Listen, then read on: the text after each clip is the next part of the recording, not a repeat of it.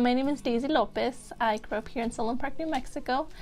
I am a clinical fellowship at SLP, and I work here in Anthony, New Mexico. This is where our office is located with Tresco Tots. I'm an early intervention therapist.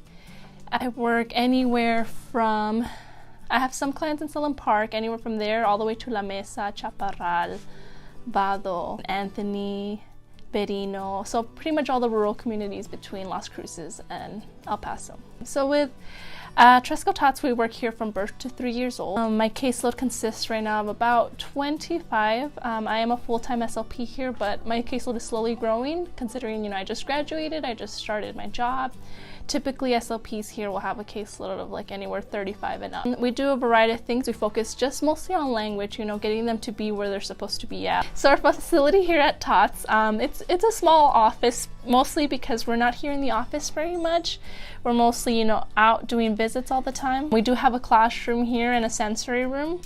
And in the sensory room, it's like the one that the occupational and physical therapists use. We have like a ball pit and like a lot of padded things and stairs to work on like their gross motor skills. We have a playground out back where we take out the kids to play when they come to class. So basically the office is mostly used for us to do documentation. The only time we have families coming in here is for class, or sometimes some families don't want to be seen at home and they want to be seen here at the center, then they're welcome to come here to the center as well. We only do one evaluation, and it's called the Infant-Toddler Developmental Assessment. We look at gross motor, fine motor, language, communication, their self-help skills, relationships to persons, emotions and feeling states, and coping behaviors. So we're looking at all these different areas. And so in the evaluation process, they'll get 2 professionals from 2 different disciplines. So it could be an SLP paired with a physical therapist. It could be a developmental specialist paired with a social worker. And then after the evaluation, they need to have a 25% delay or more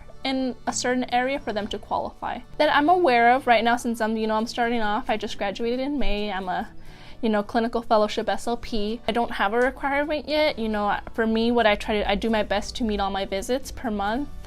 Each kid is seen depending on their needs. Typically all visits will be an hour long. So basically the model that we do here is the coaching model. We work with parents. We want to, coach parents on like what we do with them, because since I'm not seeing them that often a month, I'm helping make a difference, but it's really up to the parents to carry forth what we teach them.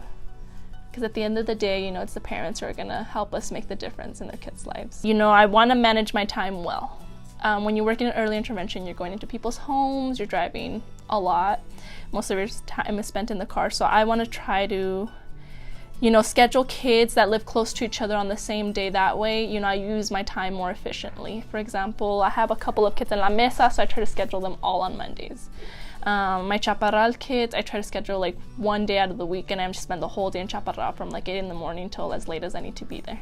Marie, who works in Las Cruces office, she's the one who does our billing for us, but at the same time, I still have to fill out the units of how many times I saw kids and everything.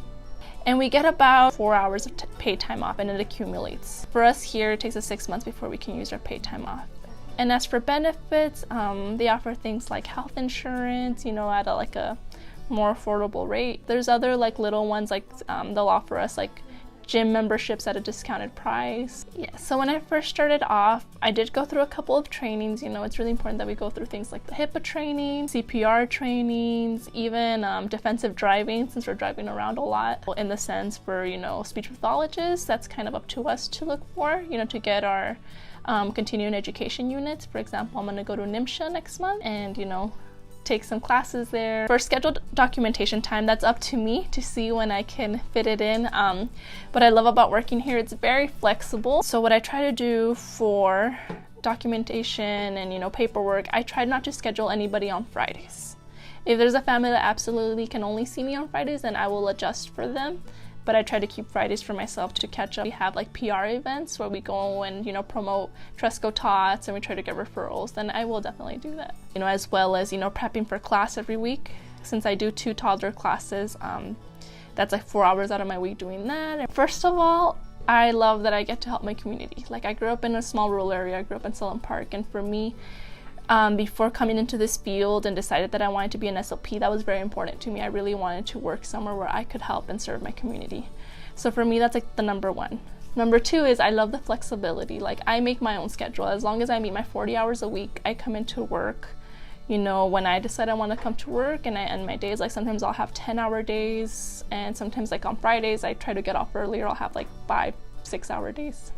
I fell in love with this population. You know, at first it was intimidated working with this population, but I love it.